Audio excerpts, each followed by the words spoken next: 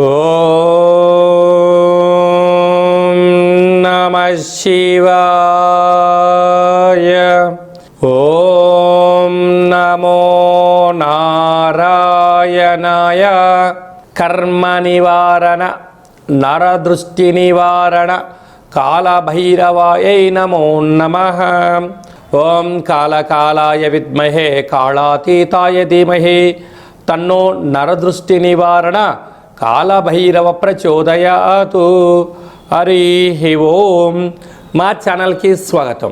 చూస్తున్న వీక్షకులకు ప్రేక్షకులకు ప్రియ కాళభైరవ భగవద్బంధులకి స్వాగతం పలుకుతూ మమ్మల్ని ఎంతగానో ఆదరిస్తూ ఉండబడినటువంటి ప్రియ సోదర సోదరీమణులకు ఎవరిపైనను గ్రహణం దోషం లేకుండా, గ్రహణం యొక్క శూల ఎవరిపైన పడకుండా అందరికీ ఐశ్వర్యాన్ని ఆనందాన్ని ప్రసాదించాలని, అలాగనే తెలుగు సంవత్సరానికి వీడుకోలు పలుకుతూ కొత్త తెలుగు సంవత్సరానికి స్వాగతం పలుకుతున్నటువంటి కాల సమయంలో కనుక అందరికీ ఈ సంవత్సరంలో జరిగినటువంటి అద్భుతాలు ఐశ్వర్యాలు అలా జీవితకాలంలో నిత్యము ఐశ్వర్య ఆనందంగా గడపాలని, సకల అష్ట కష్టాలకు స్వస్తి పలుకుతూ నూతన అధ్యాయ జీవితంలో సువర్ణ అధ్యాయానికి స్వాగతం పలకాలని కోరుకుంటూ అందరికన్నా ముందుగా శ్రీ పరాభవనామ సంవత్సర పండగ శుభాకాంక్షలు. మనకు 1వ తారీఖు మార్చి నెల 2026 నుండి 15/3/2026 వరకు పుట్టినటువంటి వారందరికీ ముందస్తుగా జన్మదిన శుభాకాంక్షలు.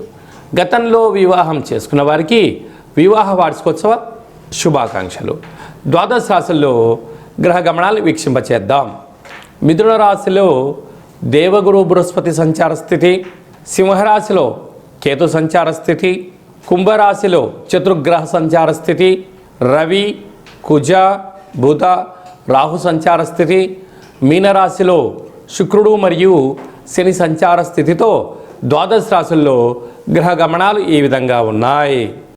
వృశ్చిక రాశి వారికి ఎన్నడూ లేనటువంటి విధంగా అర్ధాష్టమ చతుర్గ్రహ సంచార స్థితి ఉన్నప్పుడు గ్రహణకాల సమయంలో దోషం లేకపోయినను గ్రహణ అదృష్టాన్ని యోగాన్ని ఎలా పొందాలో ఈ వీడియోలో సవివరంగా సంపూర్ణంగా తెలుసుకుందాం.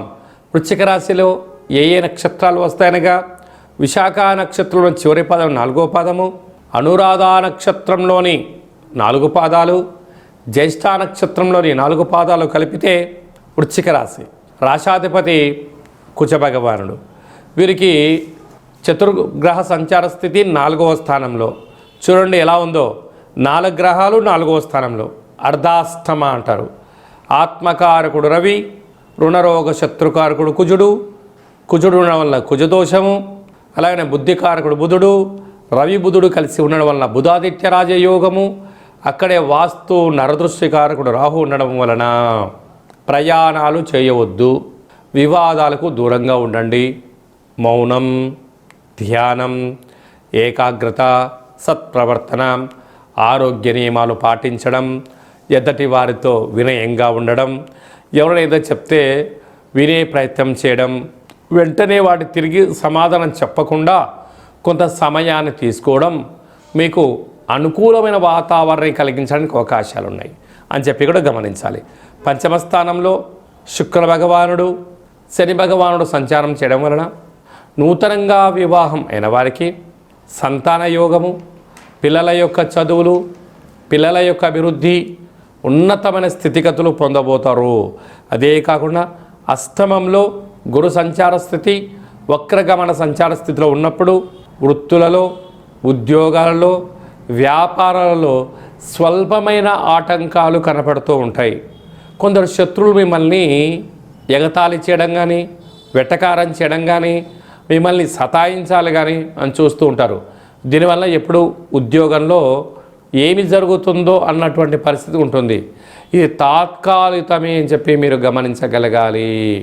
అందుకే ఈ తెలుగు సంవత్సరాది చివరి అష్టమి తిథి యందున కూష్మాండ దీపాన్ని వెలిగించి కాలభైరవాష్టకాన్ని వినడం, చదవడం, వ్రాయడం చేసి ఈ దీపాన్ని దానం చేయగలిగినట్లయితే సకల దోషం తొలగుతుంది.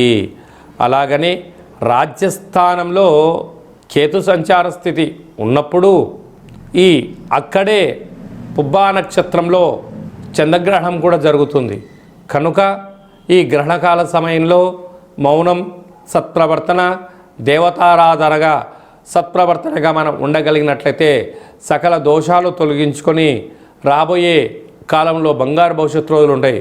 గ్రహణ ప్రార్థకాల సమయంలో పట్టుస్థానము అయిన తర్వాత విడుపు స్నానం చేసి శివాలయం దర్శించి శక్తి కలిగినట్లయితే రుద్రాభిషేకం చేసుకోగలిగినట్లయితే సకల ఐశ్వర్యం కలుగుతుందని చెప్పి గమనించాలి.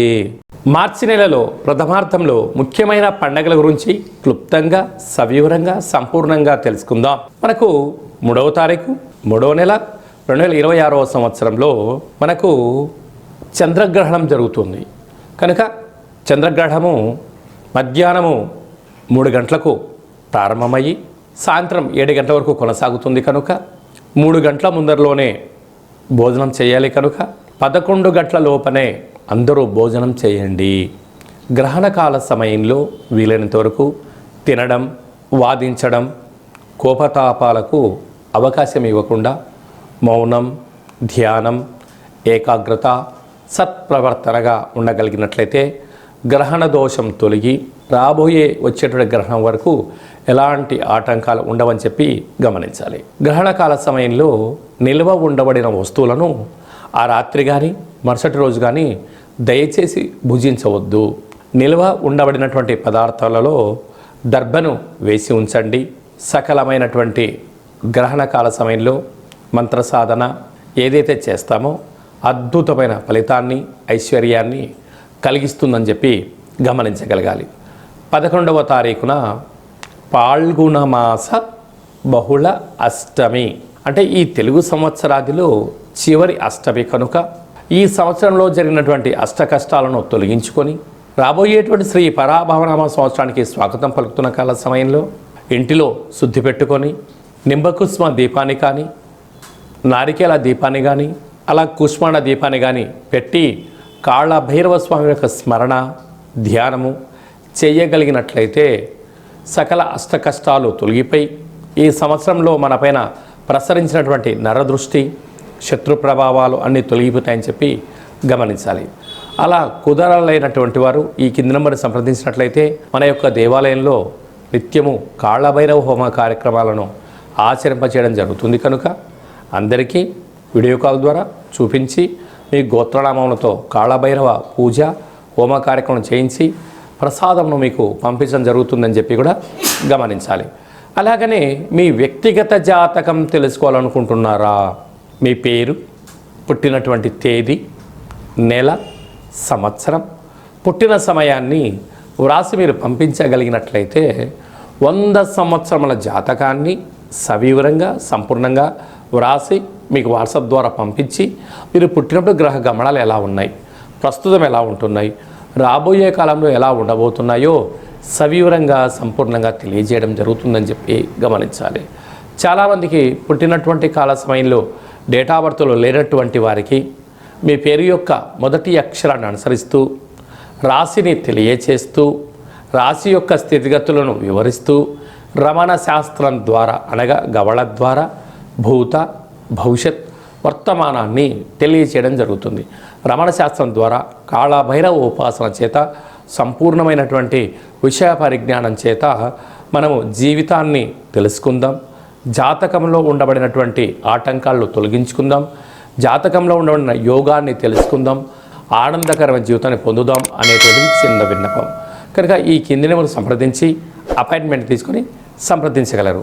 అందరికీ శుభాన్ని, జయాన్ని, ఐశ్వర్యాన్ని ప్రసాదించాలని ఈ తెలుగు సంవత్సరానికి వీడుకోలు పలుకుతూ కొత్త సంవత్సర కాలం సమయంలో అందరికీ ఆనందాన్ని ప్రసాదించాలని మనసారా మనం కూడా మరొక్కసారి కాళభైరవ స్వామి వారిని కోరుకుంటూ ఆశీర్వచనం. శతమానం భవతి శతాయు పురుష సతేంద్రియ ఆయుష్యేవేంద్రియే ప్రతిష్టతి ధనం ధాన్యం బహుపుత్రలాభం శత సంవత్సరం దీర్ఘమాయు సర్వే జనా సుఖినో భవంతు లోకా సమస్తా సుఖినో భవంతు సర్వం కాళభైరవ దేవతార్పణమస్తు. హరి ఓం. ఈ వీడియో మీకు నచ్చినట్టయితే మా ఛానల్ని సబ్స్క్రైబ్ చేసుకోండి, లైక్ చేయండి, షేర్ చేయండి. భగవద్బంధులకు, మిత్రులకు స్నేహితులకు చేరవేసి హిందూ ధర్మాన్ని కాపాడండి.